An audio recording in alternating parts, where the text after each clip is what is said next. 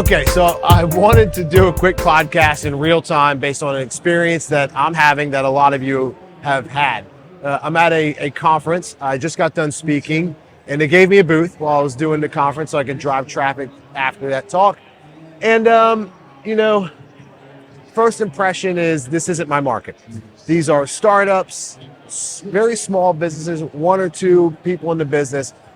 And right now, it's currently not my model. Now, it may be in a year, maybe this year or in the next year, where I do start helping entrepreneurs and smaller business owners. But right now, my clients are slightly larger corporate customers.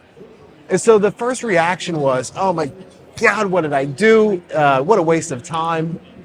I'm so busy as it is. How much more business development could I be doing, or marketing, or just working on the business? All these questions come into my mind. And I started to feel a little bit frustrated. And one thing that I'm happy to report that I caught was that was going to negatively impact the entire investment of my time. And I had to tell myself, you're already here. How do we make it valuable? So we're always kind of battling these moments where that kind of comes up, where we say, okay, this was a waste of time. I'm going to mail this whole experience in. And I've had a shift in that thought process. So what we did, right? So I got a team member here, Alex, who's doing my media. I said, well, how do we make this more valuable? So, well, one thing you do is we can create a lot of content. Every one of these booths has usually a CEO or a business owner. We can just have conversations with them, capture some really good content. So you'll see some of that. Also, this is a great place to have a network, right? And I'm not talking I go up to a booth and try and sell someone who's spent money to have a booth for me to sell them my services. That is the sleaziest thing to do. I hate it when people do that to me. I would never do that to somebody else. And so that's out of the question. However, I do want to create strong relationships where people are like me and think like me. And there's probably one or two people here that are like that. In fact, I've met a couple people like that. So we said, all right, let's start to leverage some of those possible relationships just to get them in your network. Interestingly enough, taking that approach led to me having dinner with somebody last night who has built and sold multi-million dollar businesses. And he wanted to share an idea with me, and he wants to build a sales team. He saw me talk and he said, I think you'd be perfect to help me out. That's all you're looking for. And I'm not telling you that to say, oh my goodness, right? You're going to share with me the one win that you got, Tony. What I'm telling you is, if I'd gone back to what my first emotional response to being here was, which is, holy shit, what did I do? What a mistake. By the way, I'm here in Miami and I live in Charleston. So I had to travel here, spent money on a hotel, I'm away from the family. All these things bubble up. Making that shift opened me up to a better frame of mind and thought process, which invited conversations, which invited value, and therefore you end up finding what you're searching for. So you're going to find yourself in these situations. If you're in B2C, and I remember doing this when I was selling swimming pools, you do the local Flower Town Festival or the Peanut Festival, and it ends up raining the whole time. And you just kind of get in this state where you go, this was supposed to drive so many leads for me. This was going to be how I kick-started my season. And yeah, that may be true. But the reality is you're there, right? What are you going to do about it? You got a phone. You got the ability to pick up some content, talk to some people. Whatever that is, you need to realize you're present. You're there. Worrying about what could have been is a lesson in futility, because we never know what the consequences, good or bad, down the road. I don't know if after my talk, a young entrepreneur saw that, and in a couple of years, they're going to grow to be wildly successful and have a sales team and say, oh, I remember that talk that Tony did. It's time to call him. I don't know if that happens. I don't have a crystal ball. All I can do is do the freaking work. And that work requires me to be as known as possible. Evaluating, would I do this again? Depends. Maybe, maybe not. To be determined later down the road. But as it sits right now, I'm going to call this a valuable experience. So, we're in Q1. Springtime, Trade shows and business shows are kicking up. Uh, Here's my suggestion. I'm going to give you one extra piece of advice in terms of if you're running one of these booths, as I've kind of tested people's sales skills and conversation tracks. When you get the classic, what do you do? What do you do? Alex and I have actually coined it as a one-word phrase. What do you do? What do you do? And I notice whenever somebody asks that, well, what do you do? It invites the person on the other side of the booth to puke, right? And they go, well, we blah, blah, blah, blah, blah. And then that person gets berated.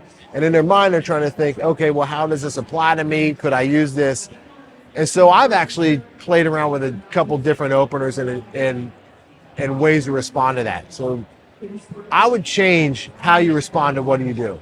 I would practice. Maybe you could test out a couple different ways and see how people respond. The one that's working for me the best right now is say, you don't care what I do. Tell me what you do, and I'll share with you if I have any similar experience in helping someone in your situation. And you know what that does? It either opens the door to someone that's a qualified prospect or shuts the door very quickly on someone that's not qualified. Win. Because you know and I know the last thing you want to be doing is sitting behind your booth talking to someone for 20 minutes that is not a buyer while possible other buyers are piling up behind them. You see them scoping you out and then they walk on. That drives me nuts. So I use that process to cut the fat and get straight to people that I want to have a valuable conversation with or not. The other thing that I'm doing, which is I kind of fell into this because I don't have business cards anymore. People are asking, well, do you have a business card? And so what I've been saying is I don't do business cards. And it's a little bit of a pattern interrupt.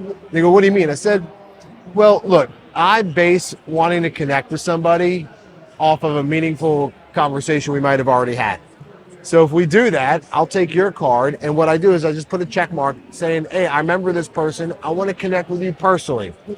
And again, that really starts to cut out the people that are only trying to make you a lead or whatever the case is.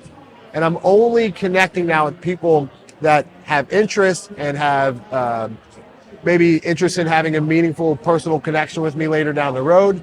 Those are the people that I'm trying to extract out of this business, out of this experience. The last thing I want to do is sift through 100 business cards, put them in my CRM, market to them, knowing that 90% of them aren't my customer right now. So I'm actually leveraging the no business card model. Obviously, if you're in B2C and you sell like a hard product, maybe not the best move for you, but in the services side, I actually think it might be a good move. The other thing I'm noticing that people are doing really well, they're getting creative on attracting people in here. And I'm not talking about having the golf putter. You know, that's cool.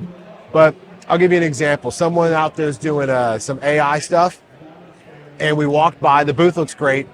And when I walked up, the guy was on a microphone with a speaker talking. And instead of, it caused me to ask him, not what do you do? I said, what are you doing? And he goes, oh, I'm giving free AI advice. He goes, ask me anything. And so I asked him a couple questions, and boom, we are in max engagement. So I never had to ask him what he does. He demonstrated to me what he does in real time by attracting me in a creative manner. I absolutely love that. So you see some people are doing really well at it, some people that are not so good at it. My mechanism was do the talk, drive people to the booth, right? Other people is, hey, have some games. You can notice some people over here are doing like a spin the wheel, and they actually get a lot of people to get excited. That's pretty cool.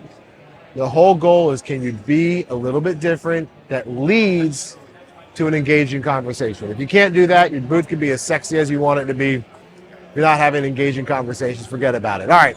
I haven't done one of these in about 10 years. I may not do one for another 10 years. However, it's a good experience. I love getting back into the throes of the game where I know a lot of my customers are.